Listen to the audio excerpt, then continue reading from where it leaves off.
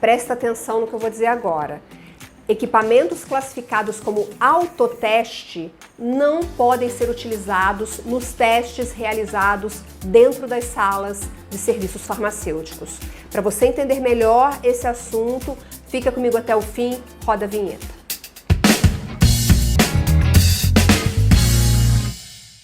Olá, bem-vinda, bem-vindo ao canal da Ascofert, está no ar mais um Ed Farmácia. Eu sou Viviane, toda terça, 19 horas, subo um conteúdo aqui para você. Se você ainda não é inscrito, inscreva-se agora e ative as notificações e siga também o perfil da Ascofert no Spotify, porque os vídeos do Ed Farmácia estão lá disponíveis em formato podcast para você. Equipamentos classificados como autoteste não podem ser utilizados nas salas de serviços farmacêuticos. Isso mesmo. Vamos entender esse assunto com a Fernanda Alcântara, farmacêutica, head de produto na Clinicar. Fernanda, seja muito bem-vinda. Muito obrigada pela sua presença. Oi, Vivi. Oi, pessoal. Boa tarde. Muito obrigada pelo convite. É uma honra estar aqui e ajudar nesse entendimento aí a respeito desse assunto tão polêmico. Eu encontrei a Fernanda num dos eventos em que a gente frequenta e a Fernanda me disse que equipamentos classificados como autoteste na Anvisa não podem ser utilizados dentro das salas farmacêuticas. E aí isso me acendeu um alerta. Eu falei, meu Deus, será que todo mundo sabe disso? Resolvi chamar a Fernanda para vir até aqui. Fê, explica pra gente essa questão, esse problema, enfim, por que o autoteste não pode ser utilizado nas salas de serviços farmacêuticos? Bom, esse assunto é um assunto recente e se deve à publicação da RDC 786, agora no ano passado, em 2023, que é uma legislação relativamente recente e ela vem atualizar uma antiga legislação que trata da realização de exames de um modo geral. E pela primeira vez, essa legislação é um marco nesse sentido. As farmácias foram incluídas na RDC 786 como uma modalidade, né, um estabelecimento, um tipo de serviço chamado serviços tipo 1, que podem realizar exames de análises clínicas, são os chamados EACs. E no contexto dessa nova legislação, que foi publicada em maio do ano passado e entrou em vigor em novembro, essa pauta envolvendo os exames de análises clínicas, inclusive a questão dos autotestes, foi mencionada ali e gerou algumas dúvidas. Ao decorrer desse tempo, de lá para cá, desde que essa legislação entrou em vigor, a Anvisa veio publicando um documento que a gente chama de perguntas e respostas, que é trivial para eles ali quando uma nova publicação vem, né, para o mercado, e eles ajudam a gente no entendimento e na aplicação da legislação. E no caso específico da RDC 786, falando aí então dos exames de análises clínicas, saiu a segunda versão desse documento de perguntas e respostas. E esse documento veio clarificar essa questão que estava um pouco nebulosa aí de lá para cá. O que esse documento traz então? Que existem aí basicamente esses dois tipos de exames, né, de dispositivos para diagnóstico in vitro, registrados na Anvisa, aqueles que são para uso profissional e aqueles que são considerados como autotestes. E o que esse perguntas e respostas veio clarear foi no sentido de não regulamentar, não aprovar o uso dos dispositivos de diagnóstico in vitro considerados como autoteste no âmbito, então, dos serviços tipo 1, como um exame de análises clínicas. Apesar disso, esses dispositivos, eles continuam podendo ser vendidos normalmente no âmbito das farmácias. Então, a comercialização desse produto, ela segue autorizada, segue vigente, segue conforme historicamente as farmácias já fazem, né, em relação à venda desse produto. O que muda, então, a partir desse esclarecimento por parte da Anvisa, é que esses produtos eles não podem mais ser utilizados no âmbito da farmácia como uma modalidade de serviço oferecido pelo farmacêutico que está ali naquele estabelecimento. Mas qual é a justificativa da Anvisa? O que ela diz? Não pode por quê? A justificativa se dá pelo risco atrelado. Quando a gente registra um produto na Anvisa, existe uma classificação de risco que está atrelada a esse produto. E um dos aspectos mencionados ali na regulamentação versa sobre isso, né? Sobre o risco envolvido com o uso daquele produto. Entendi. Assim, eu entendi, só não sei se faz muito sentido, porque se a pessoa pode comprar o teste, levar para casa e fazer em casa sozinha, por que ela não poderia fazer dentro da farmácia com a orientação de um farmacêutico? Faz sentido para você, Fernanda? Exatamente, essa é a pergunta que não quer calar. Quando a gente pensa, né, no caminho inverso de colocar na mão de um paciente, né, vamos chamar aqui de um leigo, um produto para diagnóstico in vitro de uso profissional, a gente estaria expondo esse paciente a um risco maior do que é aconselhável para ele, porque os produtos de uso profissional, eles podem ter um risco maior agregado pela complexidade de uso e, né, todo o contexto técnico ali envolvido.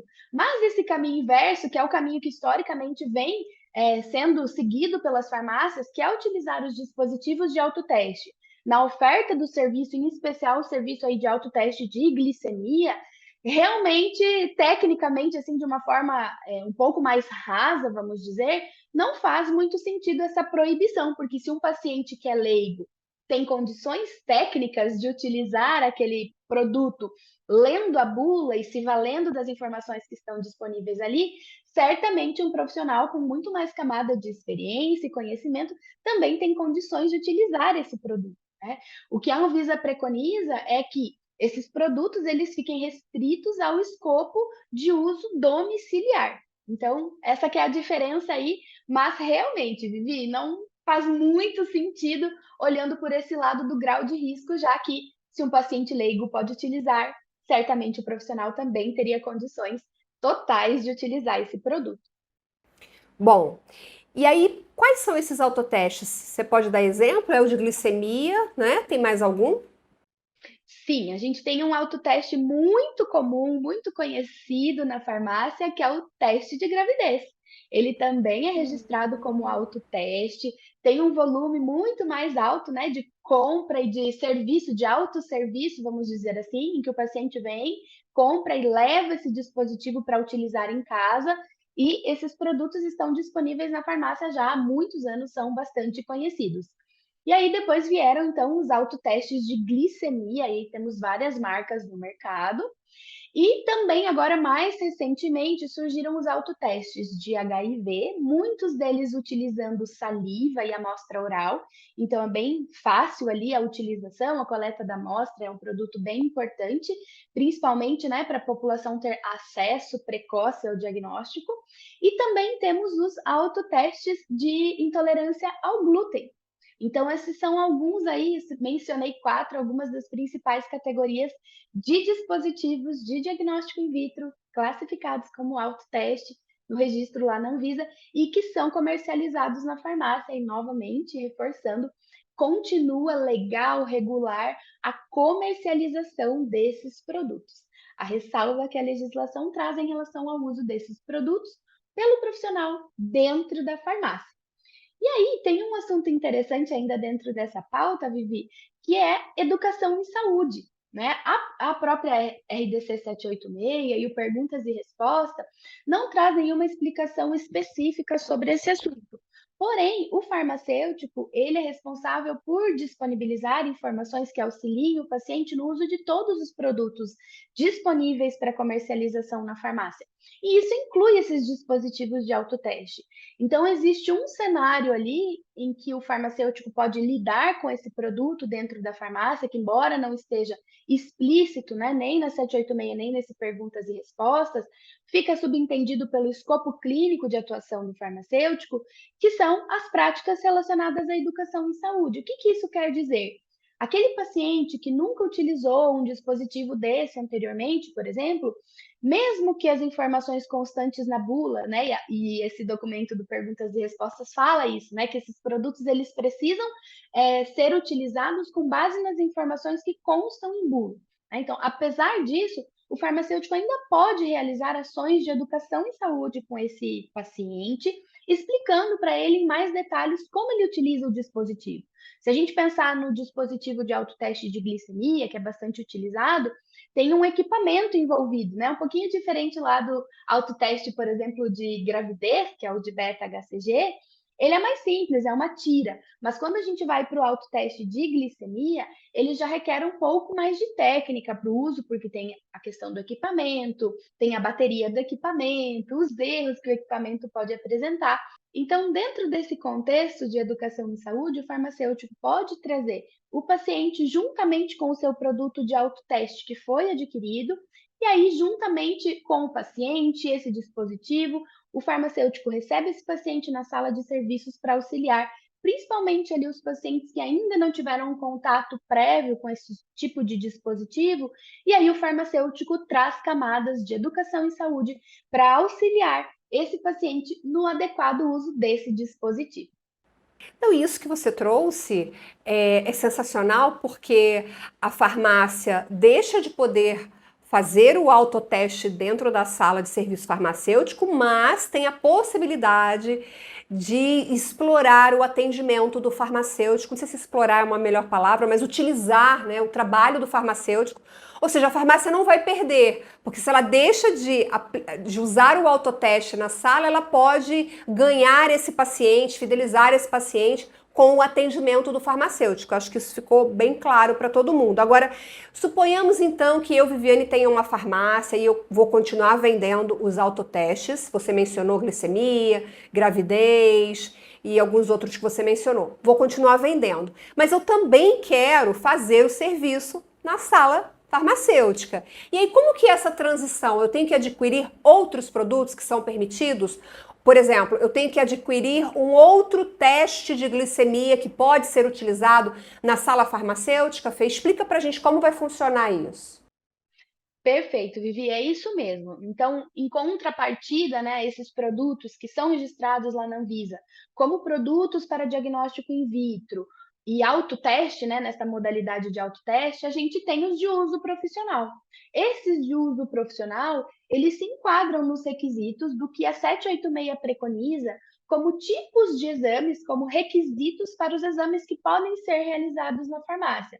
E aí a gente tem alguns disponíveis no mercado e no nosso fluxo ali dentro da plataforma é possível homologar esses fornecedores, esses testes, a gente faz toda essa análise regulatória e documental previamente e homologamos esses fornecedores, bem como seus testes, seus produtos padronizados, e a gente disponibiliza uma relação de quais são os produtos que cumprem esses requisitos. E esses produtos, que são considerados, então, como produtos para uso profissional, é que podem ser utilizados para a prestação do serviço de teste de glicemia no âmbito da farmácia, cumprindo o que a 786 preconiza para a oferta do serviço envolvendo os exames de análises clínicas. Então, tem essa pequena diferença que se deve ao registro do produto, e aí é necessário, então, adquirir esses produtos de fornecedores homologados para poder continuar oferecendo o serviço. Bom, então vamos dar uma resumida aqui. A gente sabe que assunto regulatório é sempre, às vezes, um pouco complexo. Resumindo para você, você não pode utilizar nenhum equipamento classificado como autoteste dentro da sala de serviços farmacêuticos. Você só pode vender esses equipamentos. Para prestar o serviço dentro da sala, você tem que utilizar equipamentos profissionais homologados, classificados dessa forma, como sendo profissionais. E aí, por exemplo, a Clinicar tem lá uma relação desses produtos para que você possa adquirir nos fornecedores corretos, né, homologados, e passar a utilizar esses produtos dentro das salas de serviços farmacêuticos. Resumindo, resumir certinho, é isso? Certíssimo, Vivi, é isso mesmo. E o mais importante é que, embora haja um veto por um lado, por outro lado, existe uma saída, né? Existe como continuar oferecendo o serviço para a população de uma outra maneira. Bom, e agora eu quero aproveitar que você está aqui com a gente e te perguntar o que, que tem de novidade para 2025. A gente tem, eu sei que existem hoje, Fernanda, muitos testes de vários tipos disponíveis no mercado, tecnologias avançadas, né, para fazer exame, enfim, para fazer vários serviços dentro da sala farmacêutica. Mas assim, tem algo que ainda está por vir, por exemplo, alguma novidade tecnológica para 2025, algum avanço nessa área de testes rápidos, de exames de análises clínicas em farmácias? O que você tem para contar para gente? Bom, a nossa expectativa, a gente sempre aposta que os exames vão continuar crescendo, é isso que historicamente a gente vê acontecer.